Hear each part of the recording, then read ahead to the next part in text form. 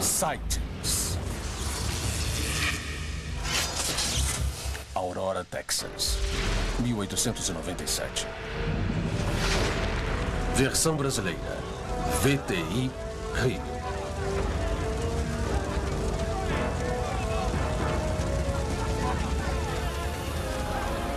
Avistamentos, luzes, pânico, corpos, uma conspiração.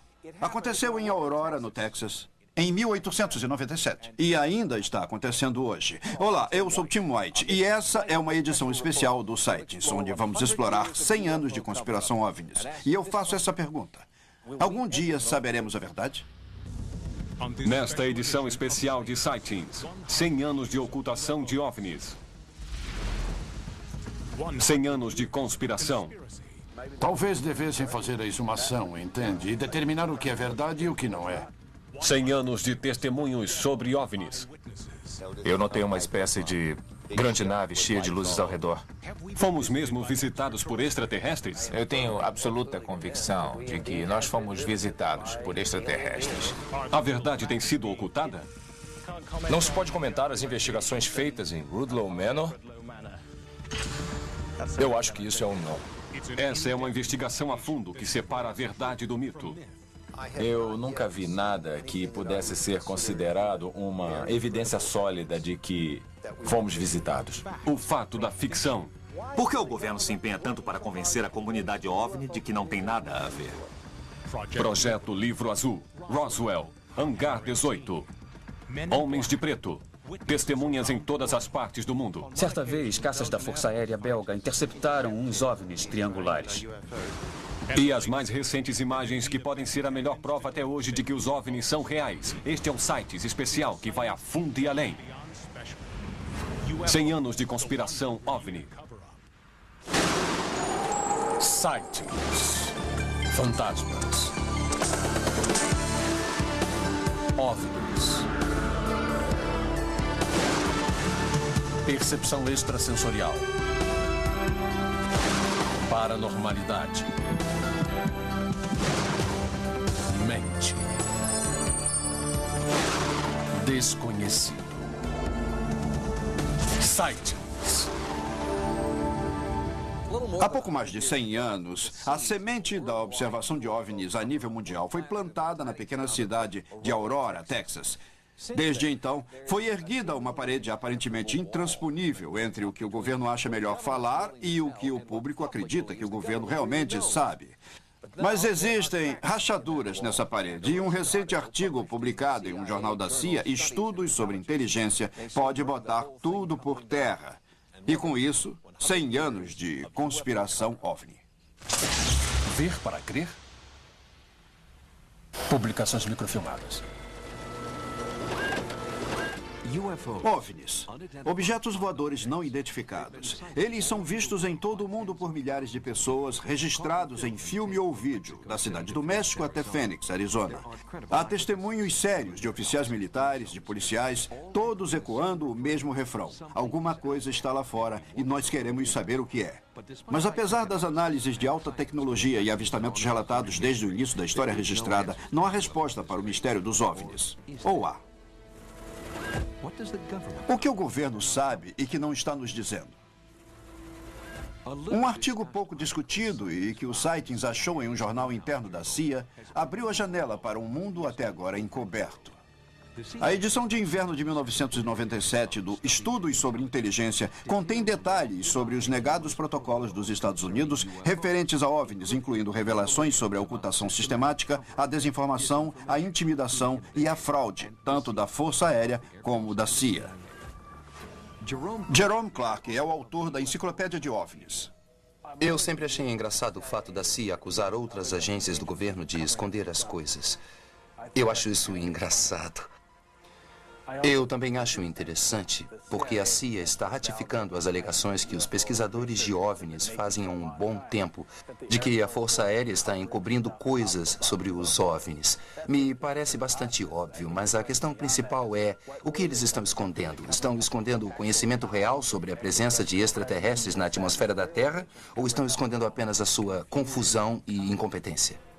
Muitos pesquisadores consideram este informe o primeiro passo na admissão oficial de que os OVNIs existem. Mas outros advertem que, a julgar pelas ações passadas, esta pode ser uma tentativa calculada de desviar a atenção sobre o que o governo realmente sabe e quando descobriu. Por isso, os ufólogos concordam que a espera de que as autoridades revelem o que sabem acabou. É hora de agilizar o estudo dos OVNIs e é hora de expor toda a encenação. Kevin Randle estuda OVNIs há mais de 25 anos. Já faz muito tempo que a investigação de fenômenos OVNIs está nas mãos de pessoas que são interessadas, mas não nas mãos de pessoas treinadas em ciências, pessoas treinadas em técnicas de investigação. Daí que as provas reunidas não têm a qualidade necessária para convencer a comunidade científica da validade de estudar o fenômeno OVNI. Se aplicarmos padrões estritamente científicos, vamos descobrir exatamente o que está acontecendo.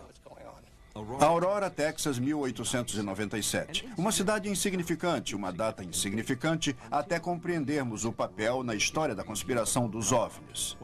Há 100 anos, milhares de pessoas em todos os Estados Unidos estavam vendo aeronaves cruzando o céu. E quando uma caiu em Aurora, a era moderna da ufologia nasceu. Jim Marrs escreveu sobre essa queda histórica em seu recente livro A Agenda Alien. Na manhã de 17 de abril de 1897, um grande objeto prateado em forma de charuto flutuou lentamente sobre a cidade, tomou a direção norte rumo à Terra e aparentemente explodiu. No local do acidente, Jim Marrs me apresentou ao Wally Cheriton, um nativo do Texas que cresceu ouvindo o pessoal mais velho contar essa história da aeronave com aparência alienígena e passou anos estudando a lenda da queda em Aurora. A questão central, Wally, é que alguma coisa, há 100 anos, caiu aqui. Você acredita nisso? Bom, eu tenho que ter a mente aberta. Eu sou cético, mas eu acho que... acredito que algo aconteceu. Foi aqui. Se houve um pedaço. acidente... Isso. Essa é a área. Talvez tenha havido uma explosão, talvez não. Eu só sei que caiu. O piloto foi resgatado dos destroços, mas morreu. Mas apesar do choque sofrido por aqueles no local do desastre, a história foi relegada a um canto do jornal. As descrições como sendo algo que não pertencia a esse mundo não mereceram menção. Mas esta frase, não era habitante deste mundo, vista em um enterro cristão, hoje seria o mesmo que extraterrestre, ligando o passado ao presente. Em algum lugar deste cemitério está o corpo de alguém que não é desse mundo. O que havia no epitáfio? Era um... Bom, eu vou desenhar para você. Era um V invertido, com um pequeno círculo e um espaço com mais 2 círculos como vigias. O desenho na pedra não é típico de uma lápide. É muito intrigante porque há anos ando por todos esses pequenos cemitérios rurais do norte do Texas e estou familiarizado com as lápides confederadas e essa não era nada do que eu já tivesse visto. E ninguém nunca pensou em cavar?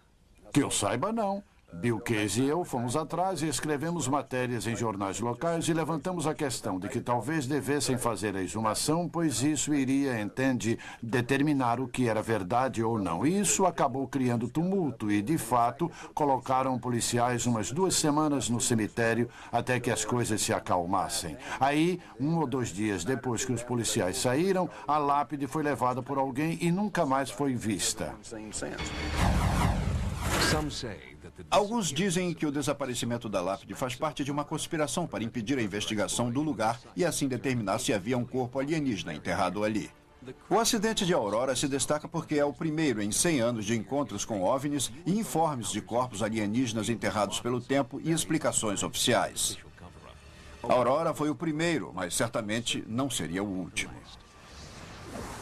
Na primavera de 1897, os avistamentos se espalharam pelos Estados Unidos. Os objetos eram chamados de aeronaves e a maioria pensava que esses objetos eram uma revolução secreta da aviação. Achavam que se tratava do dispositivo de algum inventor americano que estava testando e que logo essa invenção seria anunciada ao mundo. Só que o primeiro objeto pilotado pelo homem demorou ainda mais de uma década. Também havia uma certa especulação sobre extraterrestres. Falava-se que talvez esses objetos fossem aeronaves marcianas. O tempo é um inimigo no caso Aurora, e Marrs tem pouco a fazer para provar a teoria extraterrestre. Esse é um exemplo clássico de estado de espírito. Depende de com quem você fala. Algumas pessoas, se você falar com os mais velhos, vão dizer: sim, eu estava lá, aconteceu. Obviamente, eles acreditam que aconteceu mesmo. Mas se você falar com outras pessoas, vão dizer: não, é só uma fraude. E é nisso que vão acreditar até que provas mais concretas surjam. E não estou muito ansioso por isso. Não sei se é possível alguém ter certeza do que houve. É inevitável que os 100 anos de conspiração OVNI sejam também os 100 anos das fraudes dos OVNIs.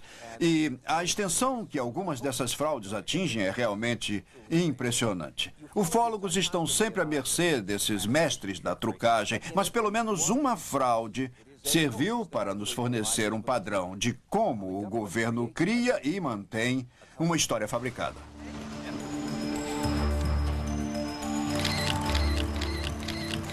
Eu suspeito que os OVNIs possuem duas categorias.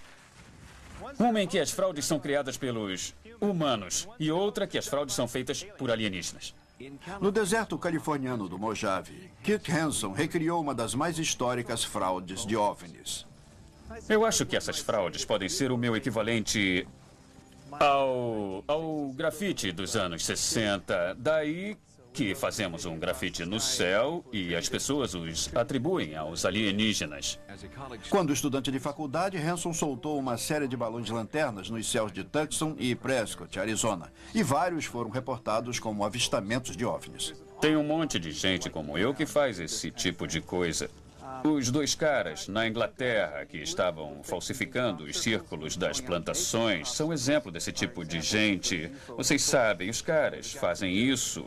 E há muitas pessoas que fazem esse tipo de coisa, só que a maioria não é descoberta. Eu não entendo por que isso não é reportado. Em 1962, um dos balões de Hanson não só foi avistado pelo público, como também recebido com uma explicação oficial pela Força Aérea. Os militares insistiram que o avistamento era neon refletido em uma nuvem a baixa altitude. Essa é uma clara indicação de que o governo tende a inventar uma explicação e então a espalha como verdade. Lá vai ele.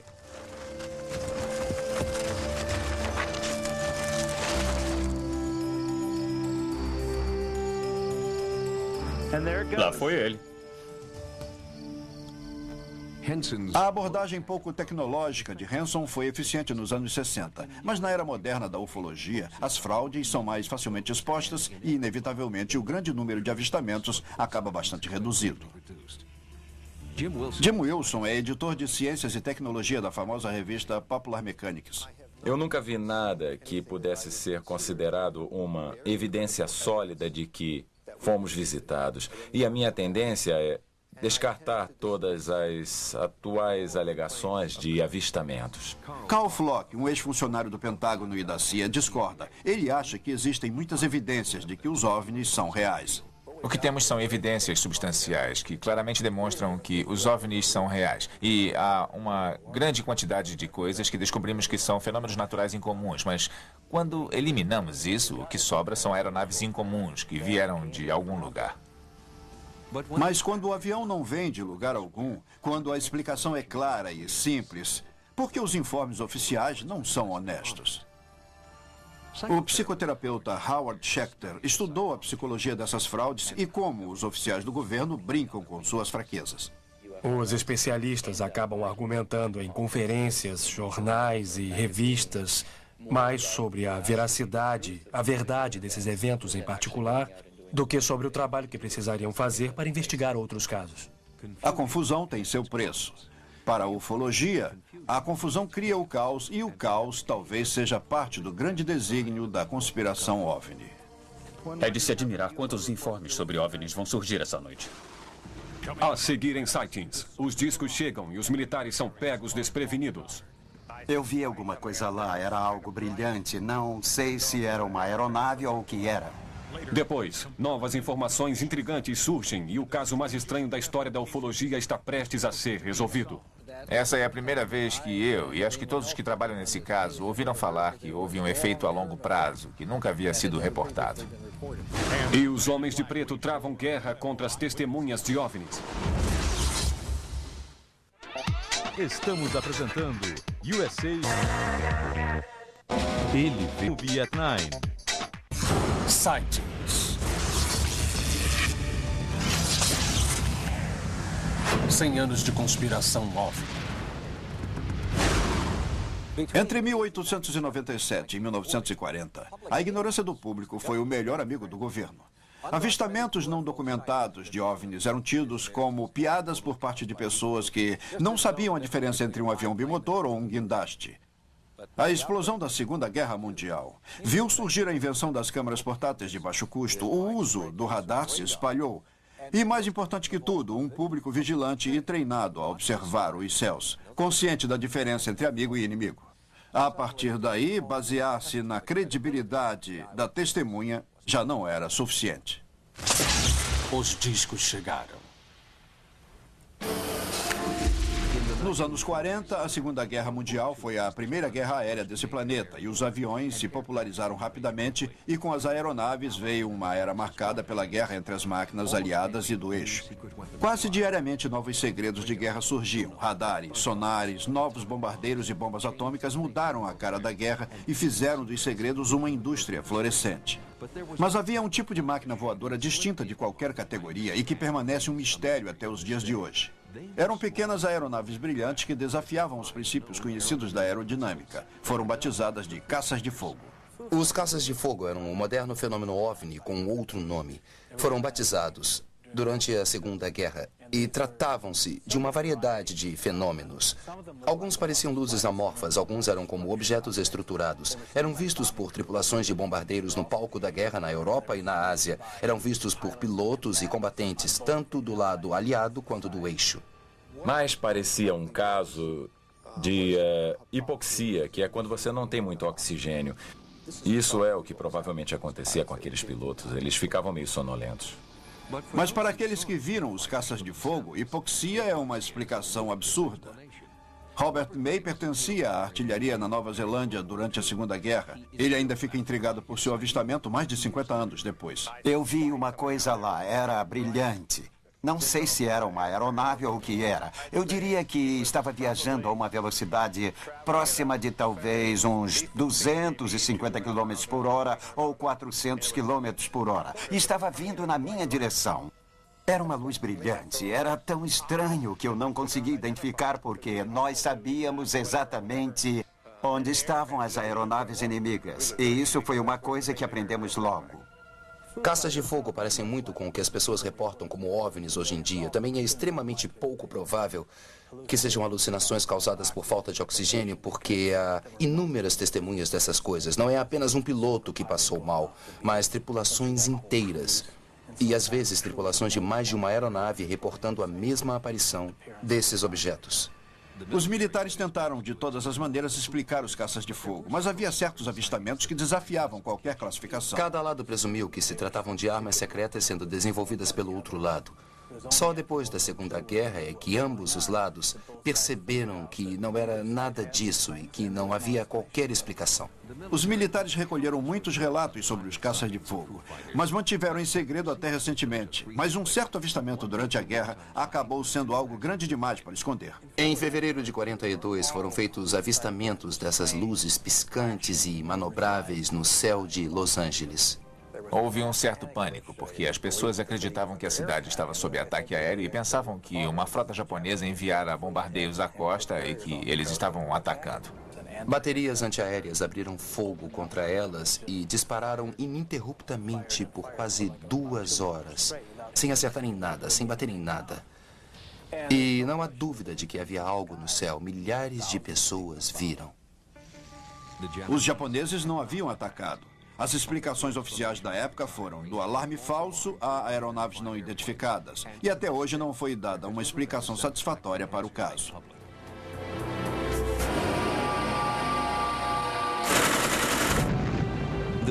A detonação de bombas atômicas polarizou o mundo. E o segredo do programa atômico afetou cada setor do governo americano. Ao longo da Segunda Guerra, o governo e a ciência andavam lado a lado. Eles haviam vencido uma guerra mundial e derrotado aqueles detestáveis e poderosos inimigos. E daí que saíram da guerra muito confiantes. E confiança é ótimo. Mas o lado negro da confiança é a arrogância. Depois da Segunda Guerra, as sementes da arrogância frutificaram em novos tipos de programa de governo, projetos secretos, testes militares tão secretos que a maioria dos congressistas não sabia que estavam acontecendo. Foi nesse ponto que o número de avistamentos cresceu dramaticamente e acabou sendo sugado pelo voraz vórtice do silêncio. Mas a abordagem distanciada, dada aos avistamentos e que serviu tão bem para o governo no passado, deixou de servir no verão de 1947, quando os americanos começaram a exigir respostas. 1947 foi o ano que capturou a imaginação de todos e foi por causa do avistamento de Kenneth Arnold em 24 de junho de 47. Foi realmente o catalisador que agitou tudo. Esta é a voz de Kenneth Arnold, descrevendo o que ele testemunhou perto do Monte Rainier. A aparência era de um prato de torta cortado pela metade, com uma espécie de triângulo convexo na parte traseira. Eu fiquei procurando pela cauda, mas não possuíam cauda. Pareciam refletir o sol como um espelho. Não voavam em formação convencional, como é ensinado no exército. Pareciam avançar, dando voltas bem acima dos picos das montanhas. Ele viu 9 desses objetos em forma de disco voando a uma velocidade que, em princípio, ele calculou em 2.700 km por hora. Outros avistamentos começaram a ocorrer muito particularmente no noroeste. Os objetos eram descritos com formato de disco e foi assim que o termo disco voador nasceu. O importante em relação a 1947 é que foi a primeira vez que o fenômeno OVNI foi reportado em grande escala em todo o país. Foi a primeira vez que o fenômeno extraterrestre foi sugerido como possível explicação. Foi a primeira vez que discutimos de verdade a ideia de visitas alienígenas aos Estados Unidos, ao mundo todo, se assim desejar.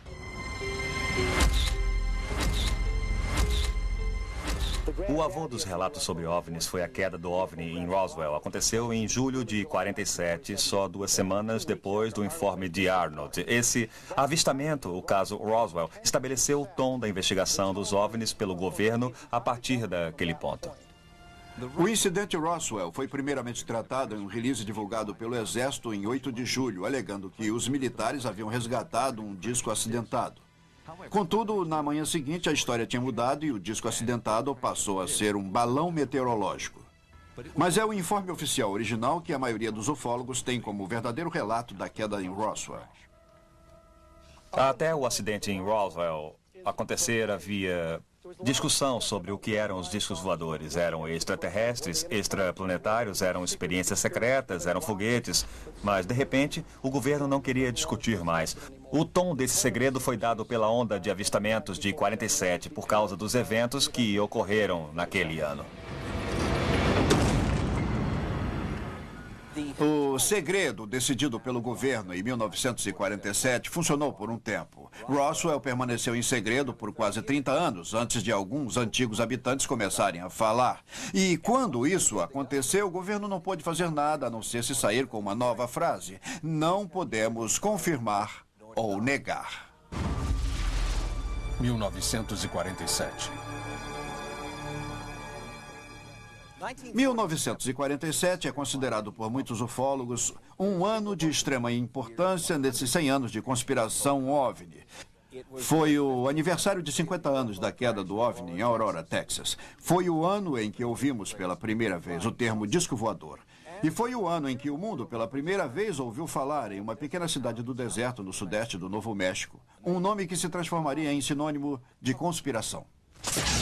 Roswell. Disco voador, um mistério cada vez maior. Examinei os relatos de testemunhas em todo o país e, depois de muitos cálculos, meus dados são conclusivos. De todos os itens em nossos catálogos, só há um que teria alta velocidade e a baixa resistência ao vento de um disco voador. A tampa de uma lata de lixo. Assim, os nossos impostos eram gastos em 1962. Era a operação padrão de procedimento de todos os setores militares para transformar a ameaça OVNI em uma piada. E ainda é assim que os militares tratam o fenômeno. Publicamente, pelo menos. Boa tarde, senhoras e senhores. Eu gostaria de mostrar esse livro e dizer que ele custa $18, mas tem 2 guardas armados lá fora e eles não vão deixar vocês passarem. Mas o relatório ao qual o Coronel Haynes está se referindo não é piada. É a última palavra do governo sobre o incidente Roswell. Nessa histórica conferência em 1997, o Coronel Haynes tenta fazer humor. E seu mal disfarçado desdém pelos genuinamente interessados na queda de Roswell fazem dele o porta-voz militar perfeito. Estamos certos de que assim que o relatório sair e for lido pelo público, essa será a palavra final sobre o incidente de Roswell. A conclusão do relatório não deixa dúvidas de que o que foi resgatado em Roswell, Novo México, em julho de 47, eram destroços de um projeto de pesquisa da Força Aérea e do Exército ultraconfidencial de codinome Mongol. Mongol era a tentativa de detecção acústica de explosões nucleares soviéticas e lançamentos de mísseis balísticos. O Coronel Haynes está citando Caso Encerrado, escrito pelo capitão reformado Jim McAndrew. Muitas pessoas surgiram recentemente com várias teorias sobre o que aconteceu em Roswell. Mas eu fiz uma pesquisa de 3 anos e publiquei 2 livros. Descobrimos que realmente houve uma série de ocorrências na área de Roswell.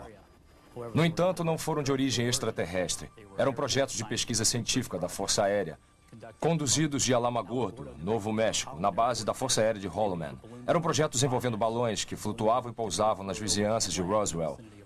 O que foi reportado em 47 era um conjunto de folha de estanho, papel, borracha e varas achados num campo ao norte de Roswell. Ao longo dos anos, Roswell ganhou contornos de história de pescador. Pulou do conjunto de folha de estanho, papel, borracha e varas a 1, 2, 3, 4 locais de pouso e agora de 1 a 8 corpos de alienígenas em um período de 40 anos. A imprensa engoliu, mas os ufólogos mais engajados não se impressionaram. A Força Aérea vem usando o projeto Mongol como explicação há mais de 2 anos. E essa é apenas a mais recente de uma série de explicações que a Força Aérea vem dando desde 1947, todas as vezes alegando que tal explicação é a palavra final sobre Roswell. Quando se ouve a palavra Roswell, isso resume tudo que o governo quer encobrir, de discos voadores acidentados a corpos de alienígenas. A forma da Força Aérea lidar com Roswell nos dá um exemplo de como a burocracia lida com coisas com as quais não quer lidar. Em primeiro lugar, temos esse estranho material recolhido. Temos também um zeloso oficial que, em meio à sua empolgação por discos voadores, fez um anúncio que não deveria ter feito sobre o fato de terem recolhido um disco voador. A Força Aérea então confunde as coisas para proteger o projeto secreto. Tudo fica em paz depois. Em seguida, quando alguém pergunta sobre discos voadores, eles respondem: não sabemos nada disso. Não nos perturbe. E, de fato, talvez os militares soubessem de algo quando decidiram tratar todas as histórias de OVNIs com as mesmas frases cuidadosamente preparadas, porque, na recente conferência sobre Roswell, quanto mais o Coronel Haynes falava, mais incrível a história da Força Aérea se tornava. Caso encerrado. A Força Aérea se arrepende de não ter tornado público alguns desses fatos nos últimos anos? Ótima pergunta. Nada aqui era confidencial. No primeiro relatório, tudo era confidencial nos anos 70. Para os ufólogos, a declaração contraditória de Haynes é mais uma manobra burocrática clássica. Mas o que veio a seguir, disseram, é totalmente absurdo. Foi a explicação da Força Aérea para essas imagens que mostravam corpos alienígenas resgatados no acidente de Roswell. A teoria deles, os alegados corpos alienígenas de Roswell são, na verdade, pilotos feridos e mortos mal identificados e bonecos de testes conhecidos em todo o país nos anos 50 e 60. Era, na verdade, uma combinação de bonecos de teste antropomórficos e vítimas de acidentes com aeronaves, que, infelizmente, alguém teve a ideia de transformar isso no mito Roswell, porque a descrição desses corpos são claramente a de vítimas de acidentes aéreos. O problema é que esses testes não começaram até 53 e Roswell é de 47. Mas esse pequeno detalhe não é problema para a lógica da Força Aérea. Caso encerrado. E eu também acho que é lógico presumir que essas pessoas viram ambulâncias da Força Aérea saindo, viram macas passando por causa dos bonecos colocados lá para protegê-los e viram também pessoas que estavam usando capacetes, viram pessoas vasculhando por toda a vegetação, procurando pelos restos de balões. E é só você colocar tudo isso junto, vão ver que tudo se encaixa perfeitamente nas ocorrências que aconteceram naquele período em Roswell. As pessoas não estão falando de balões ou aeronaves terrestres, mesmo aeronaves incomuns. E não estão falando de bonecos de testes de acidentes ou corpos de pilotos humanos. Estão falando sobre estranhos resíduos e metais e corpos de aparência muito estranha. Você pode descartar todos os testemunhos que quiser, mas se tentar fazer um caso usando relatos de testemunhas de forma seletiva, provavelmente não vai conseguir construir um caso honesto. O apoio à alegação de Clark de que o disco voador recuperado perto de Roswell era qualquer coisa menos um balão superconfidencial vem de uma fonte inesperada. Jim Wilson é o editor da revista Popular Mechanics e autor desse relatório sobre a queda em Roswell. Na época em que escrevemos nosso artigo, sugerimos que havia uma ou duas explicações possíveis para o episódio Roswell. Uma era a versão de um acidente com um OVNI que estava sendo testado. Um certo número de pessoas veio até nós com o que alegavam ser a prova do avistamento do OVNI. Outra é que se tratava de uma aeronave de design japonês. Desde então, eu creio que a prova tende mais para a aeronave japonesa. A prova mais interessante que achamos tinha a ver com um fragmento de material que foi achado na segunda área do acidente, em Roswell, a qual as pessoas se referem como ponto central. Esse pedaço de metal foi apresentado como sendo de origem extraterrestre, mas foi identificado como tendo sido feito usando-se uma técnica metalúrgica que foi desenvolvida há muito tempo por joalheiros japoneses. E isso acabou nos levando a acreditar que esse veículo que caiu em Roswell era talvez de design japonês e talvez estivesse transportando um piloto japonês. Não há qualquer prova de que os corpos recuperados em Roswell fossem de japoneses, sem mencionar o fato de que as pessoas que estavam no local, as testemunhas, teriam reconhecido os corpos como japoneses, pois eles seriam humanos, mas eles não fizeram isso. Mas se a aeronave e os corpos resgatados pelos militares em 1947 eram terrestres, ou alienígenas ou não, Randall Wilson e muitos outros investigadores de Roswell partilham da opinião de que a Força Aérea não está contando toda a história. O senhor tem certeza de que não faz parte de uma ocultação voluntária ou involuntária? Eu tenho certeza absoluta, mas eu creio que o Coronel Weaver falou muito bem na TV hoje de manhã. Não conseguimos guardar os pequenos segredos. Como podemos fazer uma conspiração ou ocultação?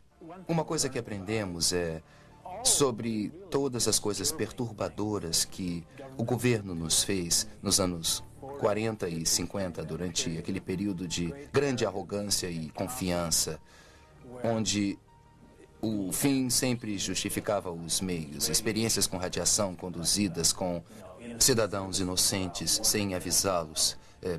Oficiais da CIA tomando LSD sem saber o que ia acontecer com eles e sendo objeto de, principalmente, experimentação humana. Todas essas coisas vieram à tona e torcemos de coração que não continuem, mas não há dúvida de que aconteceram e que, de fato, ao contrário do clichê que todos ouvimos, o governo é perfeitamente capaz de guardar um segredo. Roswell pode ter conquistado a imprensa, mas de forma alguma é o único caso de acidente com OVNI da nossa era. E, certamente, não é o único caso que, durante esse tempo, colocou os militares contra o público nesse jogo de oculte a verdade. A seguir em Sightings, foi tudo uma fraude? Ou esse homem viu mesmo corpos alienígenas no hangar 18? Prateada, brilhante, em formato de disco, posada numa plataforma em tripé. Aparentemente, ela fez um pouso automático, depois que todos os seus ocupantes morreram. E mais tarde, as melhores provas, OVNIs registrados em vídeo. Não fazia ideia do que era essa coisa. Todos têm uma explicação, mas com certeza há buracos em tudo que achamos. Estamos apresentando USA Move 9. Sightings. Cem anos de conspiração óbvia. A queda suspeita e subsequente resposta do governo em Roswell, Novo México, marcam o início de uma era crítica nos 100 anos de conspiração OVNI. O público começou a exigir cada vez mais informações sobre um alarmante e crescente número de avistamentos. E o governo começou a dar cada vez menos e menos detalhes sobre o que sabia. Teve início a Guerra dos OVNIs. A Guerra Fria dos OVNIs.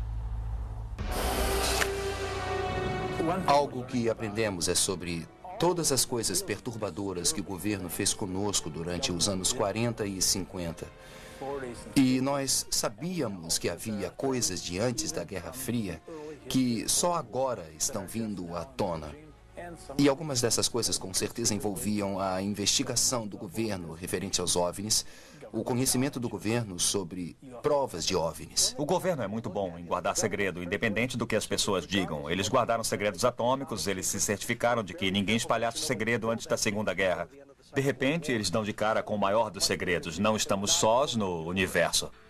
No final dos anos 40 ao final dos anos 60, programas de governo foram criados para estudar, e aos olhos da maioria dos pesquisadores de OVNIs, descredibilizar o fenômeno OVNI. Houve o Projeto Sign, o Projeto Grudge e depois o mais importante e secreto, embora conhecido por todos.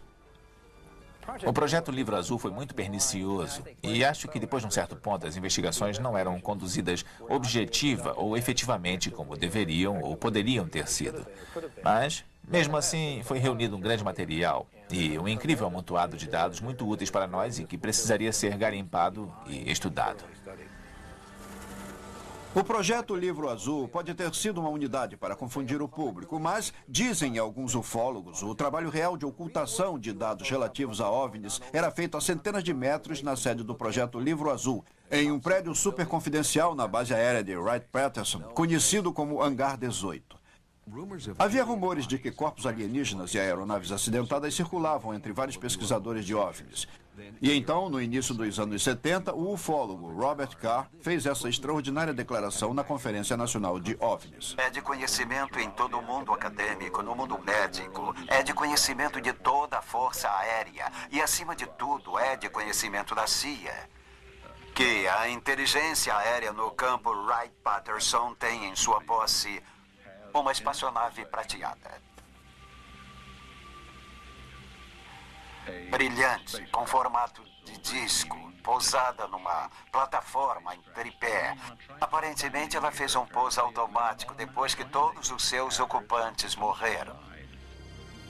Robert Carr acabou sendo o melhor amigo do governo. Era um showman, um homem que se dizia professor e médico, embora não tivesse formação universitária. Era uma brincadeira de criança descredibilizar a ele e as suas afirmações sobre discos e corpos em Wright-Patterson. Até mesmo o filho de Carr, nesse recente artigo na revista Inquirer, caracteriza a história de seu pai como uma completa fabricação. Mas, independente da credibilidade de Carr, poderia haver alguma verdade em suas alegações originais? Baseado nas provas que acumulamos e nos relatos de testemunhas, os restos do disco capturado em Roswell foram levados para a base Wright-Patterson em julho de 47. Oficialmente, a Wright-Patterson era a sede do Projeto Livro Azul da Força Aérea. Não oficialmente, também era tida como o lar dos discos voadores e corpos alienígenas resgatados, e não apenas por causa das alegações que Carr viria a fazer mais tarde. Homens trabalhando nas secretas catacumbas sob essa instalação militar também tinham histórias para contar. Entre eles, o oficial da Força Aérea Jack Donahue, que contou a membros da família que ele havia testemunhado a autópsia de criaturas extraterrestres. Meu tio Jack tinha uma autorização de segurança super confidencial quando ele trabalhava na Wright-Patterson aqueles dias. A história mais estranha e impressionante que ele contou para mim foi o dia em que me perguntou se eu tinha ouvido falar de um acidente de OVNI em Phoenix, Arizona. Ele disse, nós temos os corpos do acidente. Ele disse, nós descemos até a área de congelamento.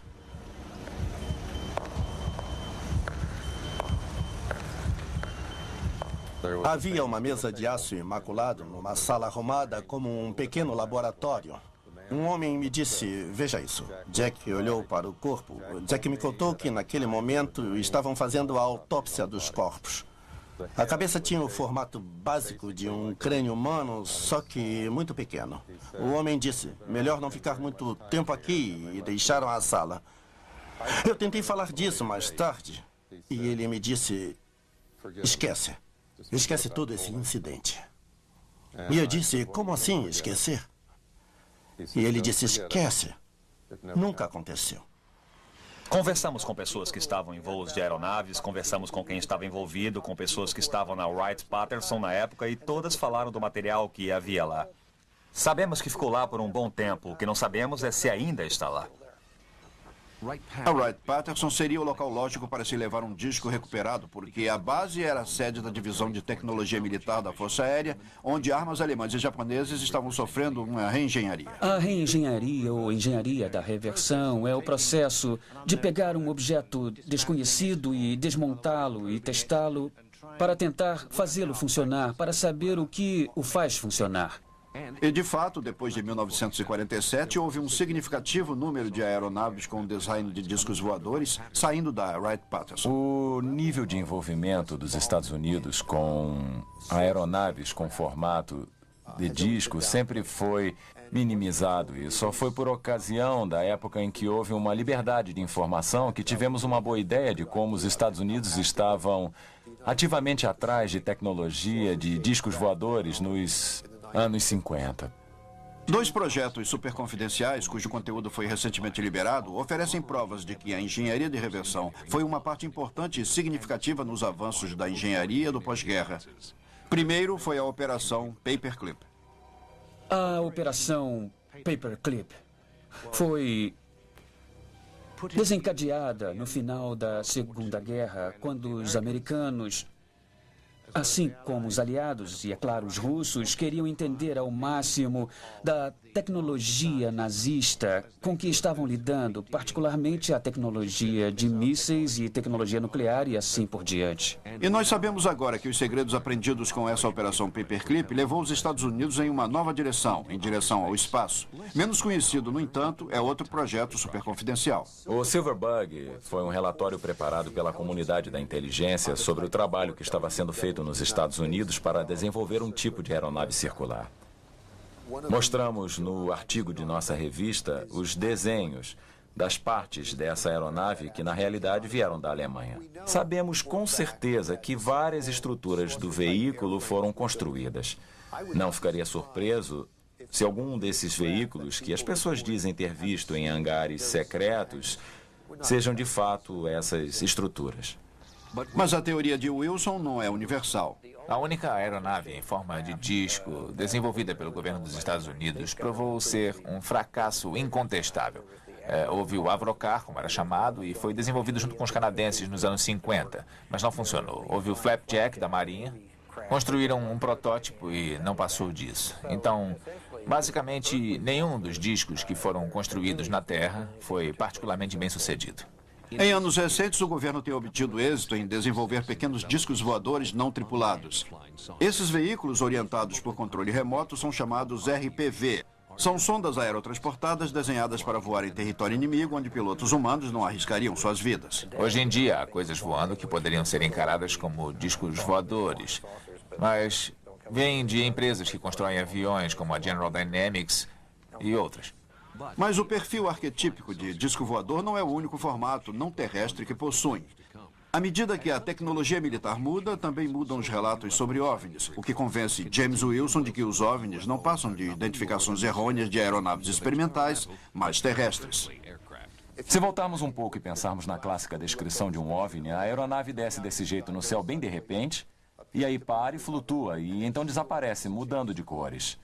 O que eu descrevi é um SR-71 durante uma de suas manobras para começar uma operação. A fim de conservar energia e combustível, essa aeronave e muitos outros tipos que viajam mais rápido do que o som fariam uma manobra que os pilotos do SR-71 chamavam de Despedoro, que seria subir a uma altitude de talvez, vamos dizer, 33 mil pés, e então começar a descida, passando além da barreira do som, indo para cima e assumindo uma altitude alta. Os primeiros voos de treinamento dos SR-71 explicam alguns avistamentos que ocorreram no percurso de voo das aeronaves experimentais. Mas nem todos se encaixam na descrição que Jim Wilson faz das capacidades aerodinâmicas do SR-71. Nem todos os avistamentos foram feitos por olhos destreinados. Um impressionante número de avistamentos nos anos 50 foi feito por pessoal militar, que só agora resolveu falar. A seguir, ele era um respeitado membro da comunidade, um chefe de escoteiros, e então viu um OVNI. Ele foi despedido, foi afastado do cargo de chefe dos escoteiros, foi rotulado de mentiroso e Trapaceiro. Mas o governo acreditou na história dele e os documentos comprovaram. Trata-se do mais intrigante incidente com OVNIs em décadas. A seguir, em Sightings. Estamos apresentando USA Movie at 9. E Movie at 9. Sightings. Indo fundo e além. 100 anos de conspiração OVNI.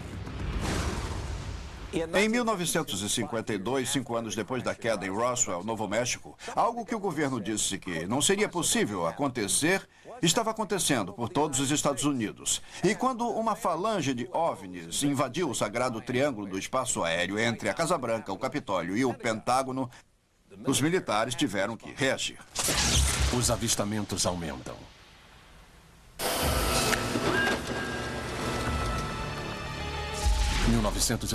No verão de 1952, uma das maiores ondas da história do fenômeno OVNI eclodiu por todos os Estados Unidos. E seu clímax foi uma série de incidentes impressionantes que aconteceu na capital, Washington, em julho, quando todos os tipos de objetos foram vistos sobre a capital da nação, registrados por radares de 3 aeroportos de Washington, na área da capital. Repórter Steve Johnson. A Força Aérea Americana estava preocupada porque enviaram algumas aeronaves para perseguir esses avistamentos do radar e alguns dos pilotos, quando levantaram voo, conseguiram fixar os radares nesses objetos e os perseguiram. O alarde foi tanto que os canais de inteligência ficaram temerosos que a União Soviética ou algum outro inimigo tivesse escolhido aquele momento para invadir os Estados Unidos. Não havia como enviar mensagens. Os avistamentos sobre Washington ganharam as manchetes dos jornais. A quebra de segurança foi de grande preocupação para o nosso maior aliado, a Grã-Bretanha. O primeiro-ministro Winston Churchill queixou-se por não ter sido informado. O primeiro-ministro Winston Churchill exigiu saber de seu comando aéreo o que estava acontecendo. As semanas se passaram e a resposta que obteve foi: não há com que se preocupar, é tudo um absurdo. Mesmo os sinais de radar podem ser explicados por pombos com anéis de metal nas patas. Não é nada demais. Errado. O primeiro-ministro foi mal informado por seu, obviamente ignorante, comando aéreo, porque naquele mesmo instante as autoridades nos Estados Unidos estavam desesperadamente preocupadas com o fenômeno OVNI, mesmo porque 20% dos informes oficiais conhecidos dos pilotos não podiam ser explicados na época. E o público americano estava vendo cada vez mais OVNIs todos os dias. E é aí que entra Delbert Newhouse. Delbert Newhouse era um fotógrafo da Marinha. Ele e a família estavam viajando perto de Tremonton, Utah, em julho de 52, quando ele e a esposa olharam pela janela do carro e viram objetos prateados e em forma de disco, manobrando e girando no céu. Newhouse pegou sua câmera de filmar, saiu do carro e começou a registrar. Esse é um dos primeiros filmes de OVNIs realizados. E mais de 45 anos depois, esses objetos permanecem sem explicação.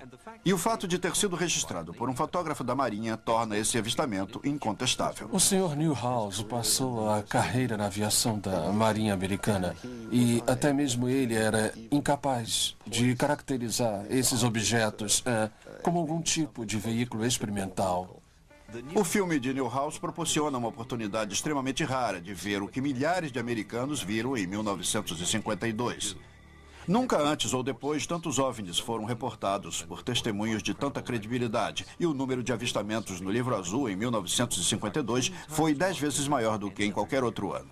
Um avistamento durante a grande agitação americana de 1952 é tido como um marco divisório nos 100 anos de conspiração OVNI.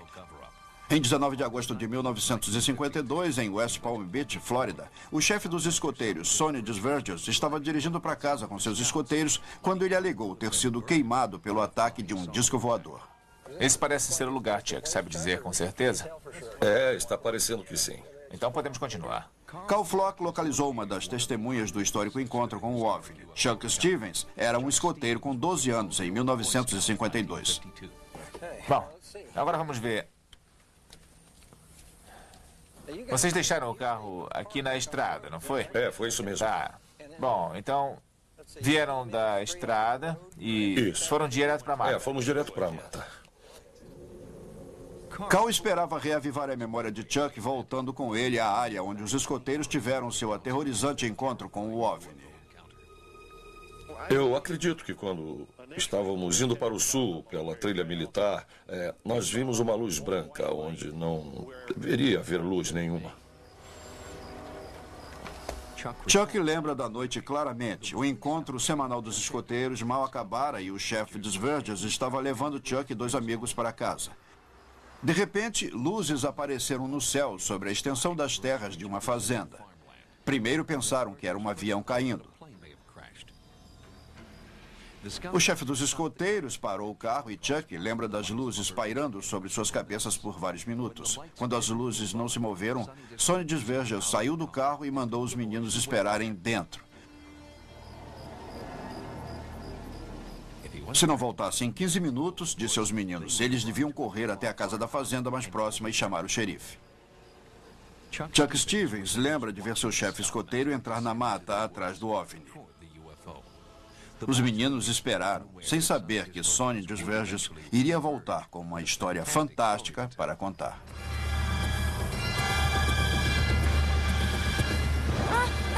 Socorro! Vamos sair daqui! Nós estávamos correndo no meio da floresta. Todos queriam ficar na frente, entende?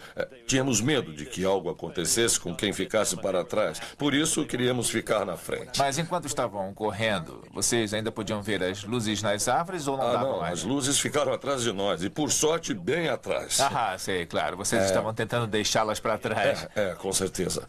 Quando chegamos a uma fazenda, chamamos o xerife e ele chegou e nos pegou e nos trouxe de volta.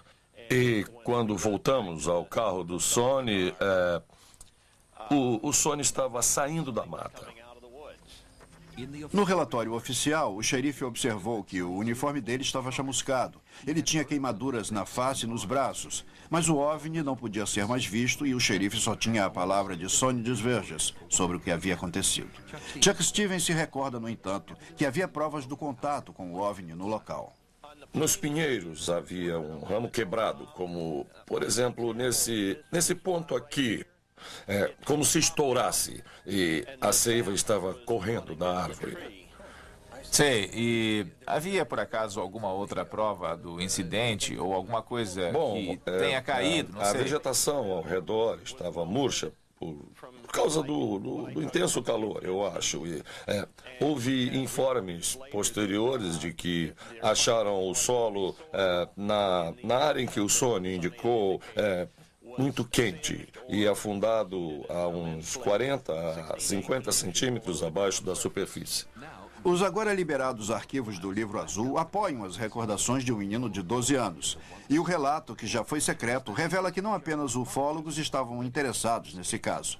Página após página, foto após foto, provas físicas coletadas pelo pessoal da Força Aérea apenas algumas horas depois do incidente ainda fazem parte dos arquivos do governo sobre o contato imediato do chefe dos escoteiros. Uma peça importante deste caso, que é extremamente intrigante, porque, caso contrário, poderia ser há muito tempo ignorado ou considerado uma fraude, é a prova física encontrada na vegetação que foi coletada pela Força Aérea. Embora possam existir algumas explicações, ninguém ficou satisfeito até hoje, pelo que eu sei.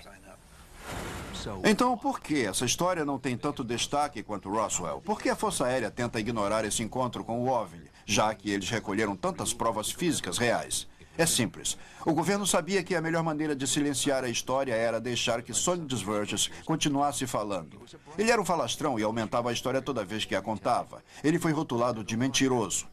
A moradora local na época, Vicky Oakes, lembra do que aconteceu a seguir. Como ele foi tratado? Por que ele acabou sendo... Ele foi despedido. Ele foi afastado do cargo de chefe dos escoteiros. E ele foi rotulado de mentiroso e trapaceiro. Eu sei que foi horrível. Sonny deixou a cidade, sumiu de vista e nunca mais se ouviu falar dele. Todas as tentativas de achá-lo fracassaram. Fiquei chateada com a forma como ele foi tratado. E acho que as pessoas deviam ver que havia algo e que não podiam deixá-lo sozinho. Vicky Oakes também revelou que viu provas do encontro de Sonny mais de um ano depois. ficamos surpresos em descobrir que nada havia crescido naquele grande círculo. Quer dizer, então, que havia uma área circular. Uma grande área que parece ter sido queimada, chamuscada, calcinada, sei lá, mas ainda estava lá como se fosse deixada de lado. E eu fiquei pensando, mas por que ninguém vem aqui para ver essa prova ao invés de tratar aquele homem tão mal? Essa foi a primeira vez que eu, e acho que qualquer um trabalhando nesse caso, já ouviu falar de um efeito tão prolongado que nunca havia sido reportado. Outras provas que o governo queria esconder para deixar o público de fora da verdade vêm de Lyman Bradford, que viu um OVNI em 1952 com seus próprios olhos. Eu me lembro que eu estava olhando naquela direção, que é o leste, e eu notei uma grande nave com luzes ao redor. Estava tão iluminada que tive uma boa visão dela. E estava descendo, eu acho que a uns 18, 20 metros, ao nível do chão. Lyman fez o que qualquer garoto de 7 anos faria. Ele correu para chamar o pai. E o pai, um mecânico da base da Força Aérea local, fez o que qualquer um de nós faria. Ele tirou fotos. O pessoal da Força Aérea que esteve aqui levou amostras do solo. Eles levaram amostras e levaram a câmera. A câmera jamais voltou, não é Eu isso? recebi a câmera de volta. Mas o filme não foi devolvido. O filme não foi, não. Você lembra de o seu pai tentar recuperar o filme? Sim, ele pediu 1 ou 2 vezes. E eu lembro que disseram que iam ressarci-lo. Disseram para ele esquecer? Eu acredito que provavelmente ele esqueceu. E você lembra de ter visto eles pegarem alguma coisa que estivesse no chão? Algum Sim, tipo de eu me impressão? lembro, sim. Pelo que eu vi, sim. Eles chegaram e pegaram as amostras. E eles tinham um caminhão bem ali em algum lugar. Eles pegaram amostras e havia um círculo. Em torno a grama estava toda morta. Ao redor de todo o círculo. No dia seguinte, né? Isso, no dia seguinte estava tudo marrom. Como se fosse feito pelo calor do gás. Acho que não há dúvida de que essa história é significativa, porque é uma nova informação sobre um possível avistamento que pode confirmar o que foi dito pelo chefe dos escoteiros durante o avistamento ocorrido aproximadamente no mesmo período. Mas se a Força Aérea insiste que esses velhos arquivos do Livro Azul contêm tudo o que eles ouviram sobre o incidente com o chefe dos escoteiros, onde está o filme perdido de Lyman Bradford? Onde estão as provas recolhidas e onde estão os sonhos verdes e os segredos que ele pode ter levado para o túmulo? Durante os anos 50 e 60, o governo americano foi extremamente eficiente em silenciar os membros das forças militares e os órgãos oficiais que alegaram ter tido encontros com os OVNIs. E só sabemos disso porque esse pessoal, nos anos 70 e 80, finalmente resolveu aparecer, já que não sentiam mais que tinham algo a perder. Autoridades que acreditam. Em 1951, o temor da Guerra Fria virou uma escalada de pânico, quando o pessoal militar posicionado na Islândia viu vários enormes OVNIs. O comandante da Marinha, Graham Bethune, e especialistas do Pentágono e de Lockheed foram levados à Islândia para estudar a situação. Normalmente, seu primeiro pensamento foi que a aeronave era soviética, mas quando Graham e outros oficiais treinados em aviação viram o OVNI com seus próprios olhos, souberam que não se tratava de uma ameaça soviética. Estávamos voando a 33 mil metros. Era uma noite escura e eu vi algo entre nós e o horizonte, a umas 40 milhas na água. Parecia ser uma pequena cidade à medida que nos aproximávamos. Mas quando chegamos perto, havia uma definição de imagem dessas luzes, que estavam em forma de círculos, luzes brilhantes sobre a água. E de repente as luzes se apagaram. Em seguida havia um pequeno halo amarelo na água. Quer dizer, bem pequeno. Que estava a uns 40, 50 metros de distância. Quando cheguei perto, era tão grande que pensei que ia passar por nós. Aí desativei o piloto automático, abaixei o nariz do avião e em seguida estava olhando direto para ele, que parou a uns 60 metros abaixo de nós e talvez a uns 450 metros de distância. Bem perto assim. Ficou lá uns segundos. Não sabíamos na hora se tinham rastreado isso, mas descobrimos mais tarde que tinham rastreado. O transporte VIP escapou, mas apenas 2 anos depois, outra aeronave militar voando sobre o Lago Superior não teria tanta sorte. O incidente Ken Ross ocorreu em 23 de novembro de 53, quando um alvo foi rastreado na base aérea Ken Ross. Um F-89 foi enviado para perseguir o tal objeto não identificado superveloz que estava sendo rastreado pelo radar. O que pode ser observado no radar foi a difusão de pontos do F-89 e os pontos do OVNI, até que apenas restou os do OVNI. Pareceu à torre de controle que o F-89 e seu piloto simplesmente sumiram do mapa.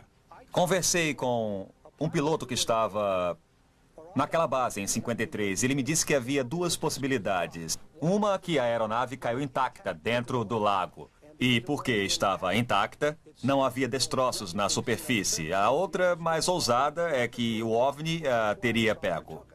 Esse caso não está nos arquivos do Livro Azul. Deveria estar lá. A única referência no Livro Azul é uma nota dizendo que não se tratou de um avistamento de OVNI, e sim de um acidente aeronáutico, descartando qualquer fenômeno OVNI. Por que o governo se empenha tanto para convencer a comunidade OVNI de que não tem nada a ver? Por que se importam com o que pensamos? A única resposta que tenho é que existe algo e eles estão tentando manter isso enterrado, nos levando para a direção errada. Houve algumas raras vozes durante a Guerra Fria dos OVNIs que se pronunciaram. E uma das mais importantes foi a de um policial chamado Lonnie Zamora. Seu encontro com uma nave em forma de ovo em Socorro, Novo México, mudaria a face da ufologia para sempre. 1965. Socorro é uma cidadezinha tranquila agora, mas há 3 décadas o lugar ficou apinhado de repórteres que queriam falar com esse homem. Lonnie Zamora continua no centro de um histórico e controvertido evento OVNI. E hoje vai levar os sites ao local de seu contato imediato em 1965. Eu podia ver um objeto branco posicionado entre 1 ou 2 arbustos bem ali. E eu tinha que ir bem devagar porque a estrada era ruim e as pedras eram muito grandes. Eu saí do carro e olhei para o arroio e vi aquele objeto de aparência branca. Era uma espécie de ovo bem grande, maior que um carro. Foi naqueles arbustos ali que ele estava e o objeto estava posicionado entre os dois. Eu comecei a me aproximar para ver o que era e então ouvi uma grande explosão na parte de baixo. E começou a sair fogo e eu comecei a correr para o meu carro de polícia para me proteger. Eu podia sentir o calor emanado porque estava ventando. E então o objeto começou a subir e a uns 6 ou 9 metros ficou parado lá um instante. E aí levantou o voo. Zamora pediu reforços e quando 2 patrulheiros estaduais chegaram, eles também viram as evidências. Eles vieram aqui e viram essa grande pedra bem aqui. Ainda estava em chamas. E aí eles viram as marcas das pernas da nave. Havia 4 delas. E eles viram as marcas por todo lugar. Esse é o único caso do projeto Livro Azul em que a testemunha alega ter visto criaturas dentro da nave. Héctor Quintanilla, que dirigiu o projeto Livro Azul e um cético assumido, admitiu em um artigo que ele escreveu em um então secreto documento da CIA, chamado Estudos em Inteligência, que esse era um caso que ele jamais podia explicar e, mais que isso, ele firmemente acreditava que Zamora viu mesmo algum tipo de máquina voadora que a Força Aérea jamais foi capaz de explicar. Esse é um dos mais intrigantes e, para mim, mais indicativo caso de visitação alienígena que nós temos no livro. A explicação oficial foi que Lonnie Zamora havia visto o voo teste de um módulo lunar e não se preocupou com o fato de que Zamora descreveu a forma como a de um ovo e liso, não trapezoide, com relevos. Então, mais tarde, naquele ano, outro OVNI foi avistado por 2 policiais e dessa vez o governo não conseguiu se sair com qualquer explicação. No Houston Chronicle, o chefe de reportagem Steve Johnson investigou aquele que é conhecido como o avistamento McCoy Good. Sua pesquisa se encontra no site do Houston Chronicle. Esse foi um avistamento de 1965 e envolvia 2 homens da lei, corretos e idôneos. E o seu avistamento foi investigado pela Força Aérea. Ele foi revisado por muitos pesquisadores de OVNIs e a sua reputação era tamanha que ninguém nunca questionou o seu testemunho sobre o que viram. E o que eles viram era realmente impressionante. Usando a informação do website, o Sightings foi até a pacata cidade texana de Colômbia. Foi lá que encontramos a testemunha Billy McCoy.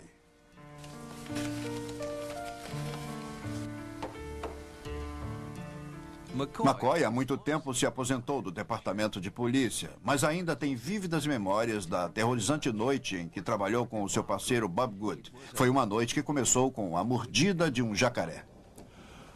Bob trabalhou numa reserva e tinha um jacaré de 1 metro em um tanque. E ele contou que ia mudar o jacaré para outro tanque e foi aí que foi mordido no dedo. Ele tirou a bandagem e mostrou o dedo todo vermelho e inchado e todo inflamado. Aquele tipo de ferimento cheio de sangue e água. Estava bem feio. Por volta das 11 horas, um pouco depois das 11, nós estávamos voltando pela rodovia 36 e eu notei uma luz brilhante na direção da área do rio São Bernardo. Uma pequena bola azul apareceu na nossa frente e, a curta distância, parou. Eu chamei a atenção do Bob para aquilo. Depois, estacionamos o carro no acostamento da estrada. E a coisa estava bem acima de nós. Não ouvimos qualquer som. A luz púrpura estava pulsando e inundou por completo o carro de patrulha. Mas eu gritei, ele gritou, dei marcha ré, mas a bola parou abruptamente, fez um movimento de 90 graus e desapareceu. E é aqui que a mordida do jacaré se torna significativa na história. O Sr. Good estava com a mão ferida para fora da janela do carro. Durante o tempo do avistamento, quando a luz quente, estranhamente colorida, foi lançada pelo objeto. O Sr. Good alegou que mais tarde naquela noite, seu dedo pareceu estar curado. Aí eu falei, Bob, a coisa boa que aconteceu nisso tudo é que fez você esquecer do ferimento no dedo. E ele disse, quer saber? Essa coisa nem está doendo mais. E ele tirou a gás e não havia mais inchaço. Ele jogou a bandagem fora. E no dia seguinte, era como se nada tivesse acontecido com o dedo. Outro componente fascinante desse contato aconteceu 2 dias depois, quando o policial Good foi procurado por 2 homens misteriosos. Esse foi um dos primeiros casos documentados daquilo que nos referimos agora como homens de preto. 2 caras apareceram no tribunal e pediram para falar com os policiais que tinham feito o avistamento. Eles usavam ternos pretos e chapéu coco. Bob disse que os tais caras começaram a contar para ele o que havia acontecido conosco. Eles disseram a ele que se tivéssemos parado e não tivéssemos fugido da aeronave, ela teria pousado e seríamos saudados por pessoas muito parecidas conosco. Seríamos convidados a ir a bordo e daríamos um passeio e seríamos trazidos de volta são e salvos. Nós ficamos curiosos a respeito desses caras, porque ninguém, pelo que soubemos, os havia enviado para nos entrevistar. Parece que os homens de preto costumam visitar pessoas que viram um OVNI, e o governo admite que isso acontece, e daí suponho que o que aconteceu conosco aconteceu com outras pessoas. O Projeto Azul da Força Aérea investigou esse avistamento. A Força Aérea determinou que não havia neblina. A lua era quase cheia. Eles não conseguiram achar nada que fizesse nossa história não ser verdadeira. Billy McCoy lembra que os outros policiais não entenderam por que eles não enfrentaram o OVNI. Bom, sabe, nós tínhamos armas no carro, armas do nosso lado. Muita gente já disse, puxa, por que não atiraram? Ora, não se pode atirar em algo quando não se sabe o que é. Depois de observar um OVNI tão de perto por mais de 15 minutos, Billy McCoy e Bob Good só puderam chegar a uma conclusão. Eu não vi nada que me levasse a pensar que não estávamos sendo observados por alguma nave de outro mundo. E eu acredito que o próprio oficial da investigação concluiu que esses senhores eram pessoas confiáveis e que, apesar da estranheza da situação, esses indivíduos estavam falando a verdade. Nos anos 60, testemunhas confiáveis como McCoy e Zamora foram efetivamente silenciadas pelas ameaças de misteriosos estranhos. Mas agora que todos os arquivos do Livro Azul foram liberados ao público e pesquisadores sérios estão examinando os casos, os principais atores nos maiores contatos imediatos do passado estão saindo das sombras, dizendo mais uma vez, observem os céus. O evento em Socorro teve um impacto extraordinário no mundo da ufologia. O Dr. J. Allen Hynek, o homem que inventou o termo contato imediato, trabalhou com investigações sobre OVNIs para o governo como parte do prestigioso painel Robertson.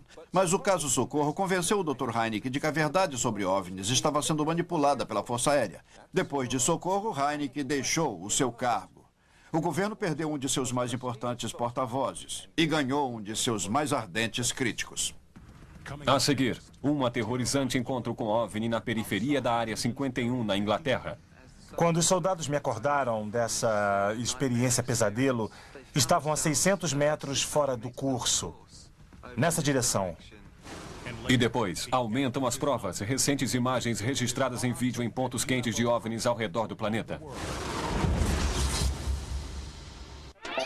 Estamos apresentando USA Movie at 9. Sightings. 100 anos de conspiração OVNI. Somente nos últimos 40 anos, os ufólogos começaram a se organizar e se mobilizar. Os avanços que deram é de impressionar. E com a organização vem o respeito. Agora, a ufologia não é mais vista como uma ciência à parte. Está atraindo cada vez mais pessoas dispostas a quebrar o segredo de governo. Agora o mundo sabe. Ministério da Defesa. O que é super confidencial na América já não é mais na Espanha e na Bélgica. Esses países quebraram o sigilo para revelar os segredos dos relatórios sobre OVNIs ao público. Mas nem toda a Europa é tão receptiva. Isso foi o que aconteceu ao ufólogo britânico Matt Williams, quando ele tentou obter respostas em uma determinada base na Grã-Bretanha. Então não quer comentar sobre as histórias de investigação de OVNI em Rudloe Manor?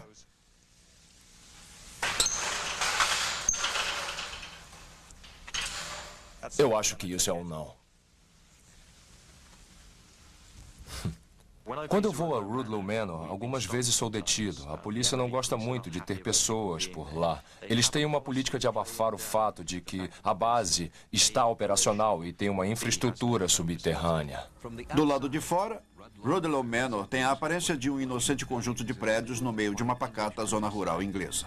É uma infraestrutura subterrânea na maior parte do tempo e lida com sinais, comunicações, investigações da Real Polícia Britânica, que, no passado, investigou questões de OVNIs. É bem secreta. A Real Base Aérea de Rudloe Manor é, de fato, um ponto de coordenação para a investigação oficial de OVNIs. De 1977 a 1997, e isso me foi confirmado por ninguém menos do que o oficial comandante da Real Base Aérea de Rudloe Manor, apesar das negativas de décadas. Mas por que tanto mistério? Que segredos podem existir nos subterrâneos dessa base militar? Tem havido avistamentos perto da Real Base Aérea. Tem havido aeronaves desviadas para interceptar OVNIs. Não sabemos que objetos são esses porque os arquivos não nos dizem nada, mas certamente Rudloe Manor, estando no centro dessa área, teve sua própria atividade ufológica. Seria uma mera coincidência que uma das bases mais secretas da Grã-Bretanha esteja localizada numa área de tanta atividade ufológica? Ufólogos e paranormais dizem que não. A área onde Rudloe Manor está situada é, na realidade, uma linha de energia. E há coisas incomuns ligadas à área onde Rudloe Manor está. Lá existe um túnel que vai até Boscombe Downs. Aparentemente, é um túnel de 30 quilômetros que atravessa o país. E esse túnel sai perto de Stonehenge. E pesquisadores sugerem que a mesma força que fez os antigos povos erigirem estranhos monumentos aqui seja a mesma força que está atraindo visitantes extraterrestres. Eu acredito que exista presença extraterrestre. Nick Pope não acreditava em OVNIs quando se juntou ao Ministério da Defesa em 1985. Mas na época em que foi transferido para outra posição dentro do governo, ele deixou de ser cético. 3 anos de pesquisas oficiais e investigações no Ministério da Defesa me deram acesso a uma grande quantidade de dados de casos do passado. E também, é claro, de avistamentos que ocorreram durante a minha permanência no cargo. Não eram luzes no espaço, eram aeronaves sólidas atravessando o nosso sistema de radar e às vezes operando bem baixo sobre as bases militares. John King é o editor da publicação britânica UFO Reality.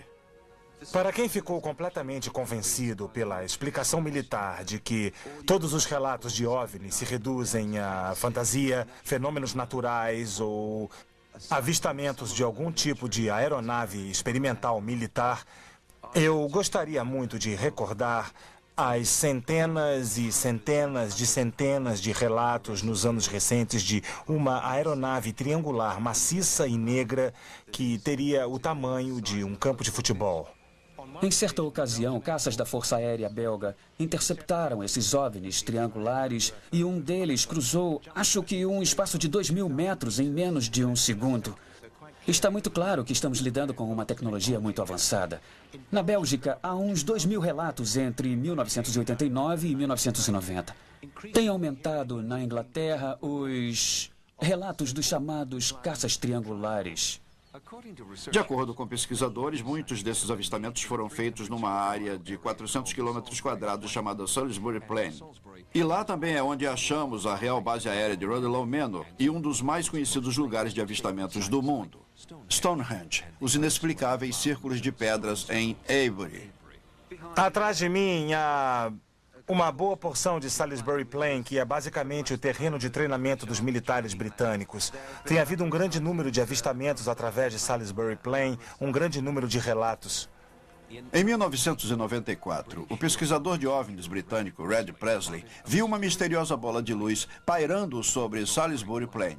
Ele gravou um vídeo incrível antes de um helicóptero sem identificação achar sua localização e sobrevoar ameaçadoramente as proximidades.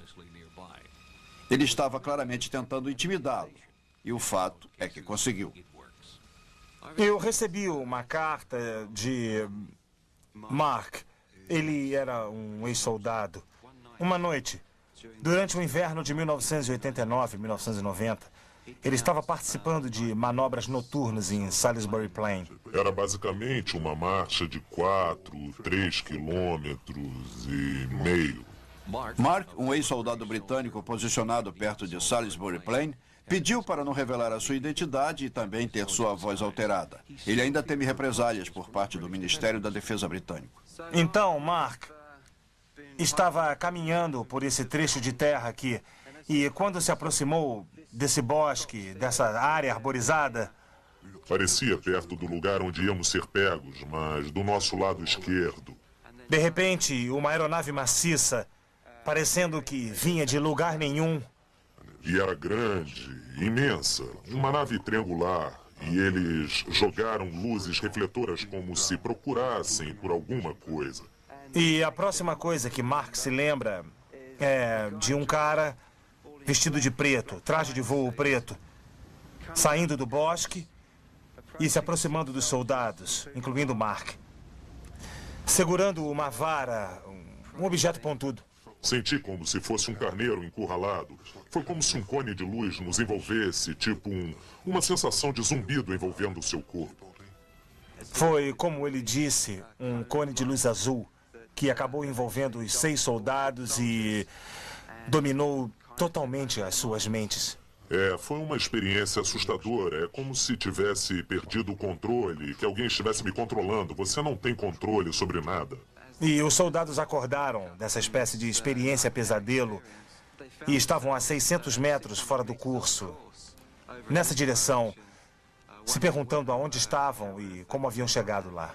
Foi uma sensação de perda de tempo, que me deixou muito agitado. A sensação que sempre me vem à mente é que eu fui feito de cobaia. Realmente eu fiquei muito zangado com isso. Quanto mais testemunhas saem das sombras, a esperança é que mais países revelem o que sabem. Porque, como Nick Pope diz, os OVNIs ainda são de grande interesse para os governos do mundo. Eu sei com certeza, é claro, que o governo inglês investiga ativamente os OVNIs, porque esse foi o meu trabalho com eles por 3 anos. A atitude dos governos em todo o mundo varia muito. Em minha opinião, é porque a maioria dos governos em todo o mundo não tem acesso à informação total. Estou convencido de que o governo dos Estados Unidos sabe mais do que ninguém e, portanto, eles têm mais razão para querer ocultar a informação. 100 anos depois de Aurora, 50 depois de Roswell, Está cada vez mais difícil para o governo ocultar o que ele sabe. À medida que a tecnologia avançou a partir da Segunda Guerra, impulsionando a ufologia numa nova era, o mesmo vai acontecer no próximo milênio. E agora, nossos instrumentos são muito mais sofisticados. As provas estão aumentando. Lan Lanphier e Jared Bostic são caçadores de tempestades profissionais. Eles gravam todos os fenômenos atmosféricos conhecidos, mas seu treinamento profissional não os preparou para o que aconteceu durante uma tempestade em Oklahoma. Em 25 de março de 97, Jared e eu estávamos caçando um tornado que estava se formando sobre Duncan, Oklahoma. Eu tinha uma pequena câmera digital preparada para filmar e estávamos filmando os cúmulos e o tornado que se aproximava. Estava à direita, em frente ao cúmulo. Quando eles voltaram ao vídeo, compreenderam que tinham registrado uma imagem de um OVNI. O que vimos no vídeo era basicamente um objeto se movendo muito rápido mesmo. As pessoas a quem perguntamos estimaram que estava em Mach 10 a 30 km por hora, baseado em certas suposições sobre o filme, o ângulo da lente e todo tipo de coisas estranhas. Outro professor disse que o objeto devia ser autoiluminado.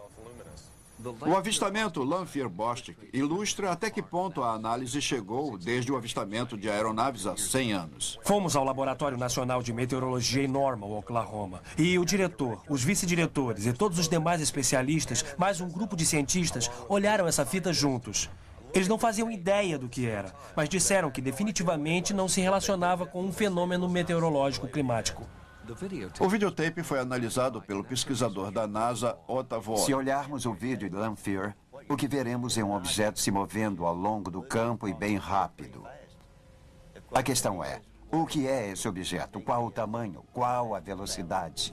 Vogt normalmente analisa imagens de vídeos enviados pelos ônibus espaciais. Recentemente, ele andou estudando duas anomalias atmosféricas conhecidas como sprites e jets. Analisar imagens incríveis é o trabalho de Vogt. Mas o vídeo Lanphier-Bostic o deixou confuso. Vocês podem ver à frente do meu dedo onde ele está. Esse é o movimento do objeto em câmera lenta. Está se movendo do canto inferior direito, vai se mover até a nuvem aqui e vai sair de vista na direção do canto. Não acredito que seja um relâmpago, porque não vejo o efeito de relâmpago na nuvem nesse período de tempo da tempestade. E do ponto de vista do vídeo, eu não sei que objeto é. Pode ser um meteorito, sim. Mas depois de pilotar um avião e até mesmo um helicóptero e sobrevoar a possível área de impacto, eu não achei nada. Não havia absolutamente nada lá. O objeto não é um relâmpago, não é uma vaca voadora, não são fragmentos na frente da lente da minha câmera e também não é nada associado à tempestade. Não é uma bola de beisebol sendo jogada a 6 quilômetros. Eu não faço ideia do que é essa coisa. Eu nunca vi nada como isso antes, só isso. Nem como caçador de tempestade, nem como observador comum. Maiores análises do filme Lanphier-Bostic estão em andamento e podem ser acompanhadas no website de Lan Lanphier, em www.windchase.com. Mas, ironicamente, eliminar as possibilidades do que o objeto não é apenas aumenta o mistério sobre o que é.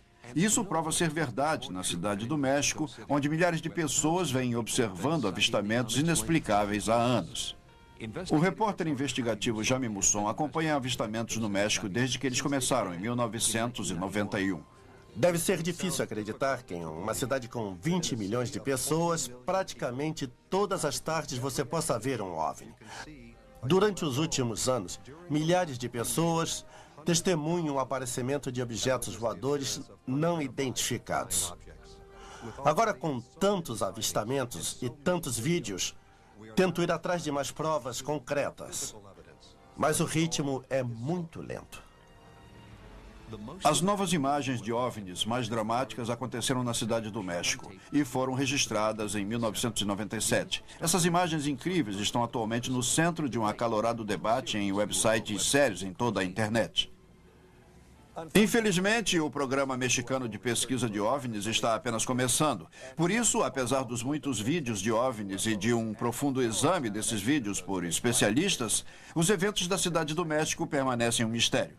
Nesse país, os grupos de ufólogos têm uma vantagem distinta. O mais recente evento OVNI em Phoenix, Arizona, ilustra a que ponto chegamos. Na noite de 13 de março de 1997, luzes estranhas apareceram sobre Phoenix. Imediatamente, os telefones no Centro Nacional de Acompanhamento de Discos Voadores ficaram congestionados com tantos relatos de avistamentos e cada videocâmera caseira parecia estar sendo usada. Este é um OVNI que não se pode ignorar. Eu tinha acabado de ver TV, então eu notei uma luz sobre as montanhas, mais para o leste, como eu nunca havia visto antes. Eu estava com a minha câmera, estava mexendo com ela, então eu decidi sair e registrar para ver como ia aparecer na fita. E enquanto eu registrava a luz, de repente, à direita, uma fileira inteira de luzes apareceu em sequência. Eu filmei o padrão por aproximadamente 3 minutos e meio até que as luzes desapareceram. Havia milhares de relatos chegando, inclusive um grande número no norte de Phoenix, em Prescott, Arizona. O ufólogo Michael Tanner dirigiu até Prescott para o encontro com testemunhas. Eu vou apresentá-los. Este é Roger, Steve, Liz. Como vai? É um prazer. A Anne você já conhece. Tudo bem. Estávamos indo para casa e as crianças viram uma formação de nuvens abaixo daquelas colinas ali. O que nós vimos estava do outro lado de Glassford Hill e estava vindo de Pauling e do aeroporto de Prescott e vinha direto para nossa casa. E este é o tamanho relativo da lua cheia. É. Michael Tanner levou o material que ele reuniu em sua investigação de campo para seu escritório em Phoenix, onde ele investiga avistamentos com seus sócios Jim Diletoso e Bill Hamilton. E aí, pessoal, tudo bem? Tudo. Esse é o avistamento de Craig Johnson que estamos discutindo. Agora transportamos isso para cá. Certo. Está rotulado como evento 7. A localização de cada pessoa que contribuiu com o vídeo foi mapeada para determinar o tamanho, a velocidade e a direção da formação OVNI. Felizmente, já que temos vídeos nessas múltiplas locações, olhando para o evento às 10 horas, a triangulação no banco de dados tridimensionais nos permite ver exatamente qual é o percurso e saber com certeza se ocorreu em frente ou atrás das montanhas estrelas.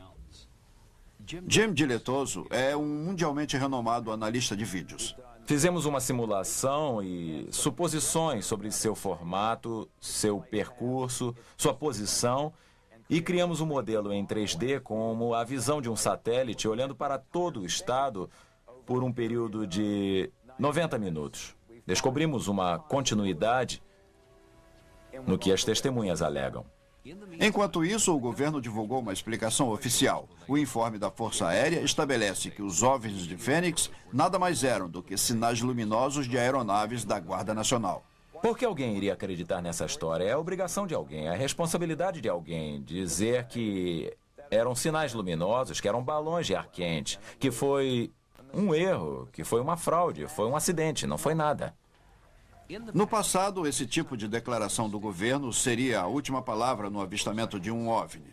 Mas não hoje, porque Jim fez um estudo comparativo das imagens do OVNI registradas por vídeos caseiros e videotapes de sinais luminosos militares. Os resultados não são exatamente o que o governo quer ouvir. Analisando as luzes de Phoenix, temos uma longa história. Olhando os sinais luminosos, luzes de aviões, um número de coisas que estão nos bancos de dados que têm as suas características digitais conhecidas, comparamos as luzes de Phoenix com esses dados.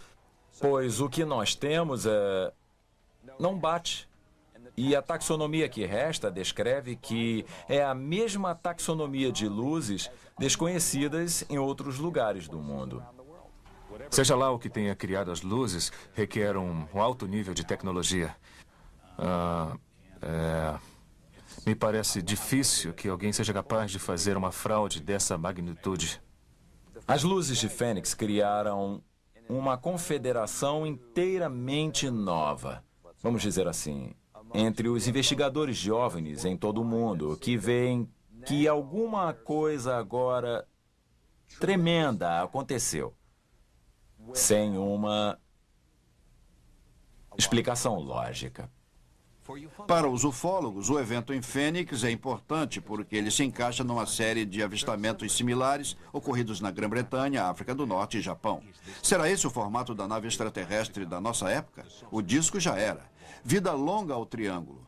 E os ufólogos não estão esperando pelo governo para dar-lhes informações. Eles estão usando computadores sofisticados, softwares, câmeras, mobilizando cada vez mais cientistas e cidadãos comuns. O novo milênio da ufologia nasceu. E pelo que sabemos da atual situação dos OVNIs, da maneira que o governo vê, a esperança é que o governo vá finalmente nos contar a verdade sobre o passado. Eventualmente o governo vai anunciar que o que aconteceu em Roswell foi a queda de uma nave, ou uma nave vai pousar numa nação fora dos Estados Unidos ou no Pentágono, na Casa Branca, com a presença de toda a imprensa. A minha mente crítica me diz que ainda não há provas, mas o meu instinto, se prefere assim, e meu coração dizem que eu estou absolutamente convencido de que, de fato, fomos visitados por seres alienígenas de um outro mundo. Agora temos que encarar isso e ver o que podemos fazer para conseguir uma prova. A questão OVNI não vai ser resolvida até a ciência tratá-la como uma questão científica. Essa coisa não pode ser um mistério para sempre.